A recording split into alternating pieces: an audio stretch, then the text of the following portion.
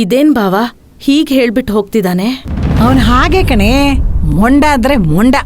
ಆಹಾ ಅಜ್ಜಿ, ಅಣ್ಣ ಇರುವಾಗ ನೀನು ಬಾಯೇ ಬಿಡಲ್ಲ. ಅವ್ನು ಹೋದ್ಮೇಲೆ ನೋಡು ಮೊಂಡ ಅಂತೆ ಮೊಂಡ. ನೀನ್ ಸುಮ್ಮನಿರೆ.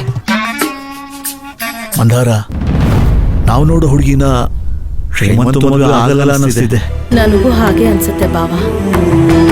ನಾಗರಾಜ, ಮಂದಾರ, ನೀವಿಬ್ರು ನೋಡಿರೋ ಹುಡುಗಿ ಆ ದೇವ್ರ ಗೊತ್ತು ಮಾಡಿರೋ ಹುಡುಗಿ ಒಬ್ಳೇ ಆಗಿದ್ರೆ ಖಂಡಿತವಾಗ್ಲೂ ನಮ್ ಶ್ರೀಮಂತ ಈ ಮದ್ವೆಗೆ ಒಪ್ಕೋತಾನೆ.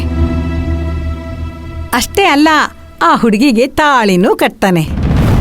ಆದ್ರೆ ನೀವಿಬ್ರು ನೋಡಿರೋ ಹುಡುಗಿರಲ್ಲಿ ಯಾವ ಹುಡುಗಿ ಅನ್ನೋದೇ ಪ್ರಶ್ನೆ.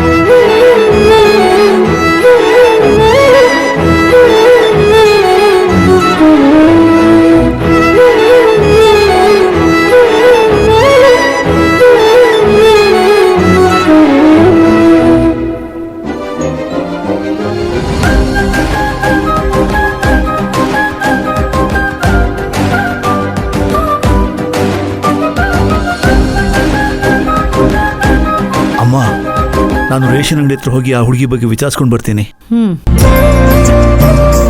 ಮಂದಾರ, ಬರ್ತೀನಿ.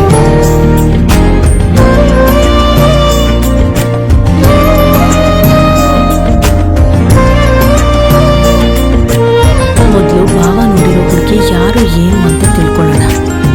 ಆಮೇಲೆ ನಾನು ಸಪ್ತಮಿ ಬಗ್ಗೆ ಹೇಳ್ತೀನಿ.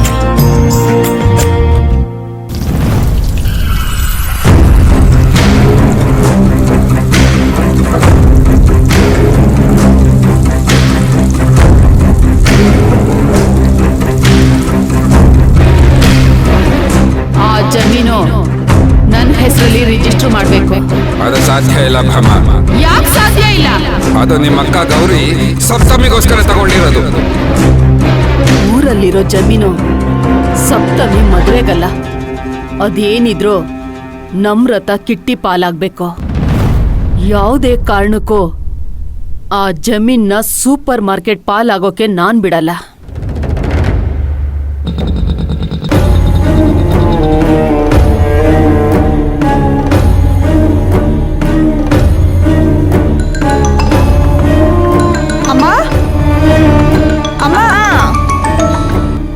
ಹೇಳಿ ಶ್ರೀನಿವಾಸ್.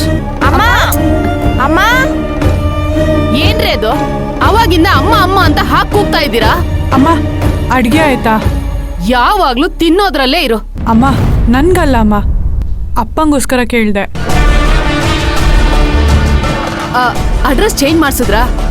ಜಮೀನ್ ಯಾವಾಗ ನನ್ನ ಹೆಸರು ಬರ್ಕೊಡೋದು? ಇವತ್ತು ಅಡ್ರೆಸ್ ಚೇಂಜ್ ಮಾಡೋ ಆಫೀಸರು ಬಂದಿರ್ಲಿಲ್ಲ ಅಮ್ಮ, ನಾಳೆ ಬರೋದಕ್ಕೆ ಹೇಳಿದ್ದಾರೆ.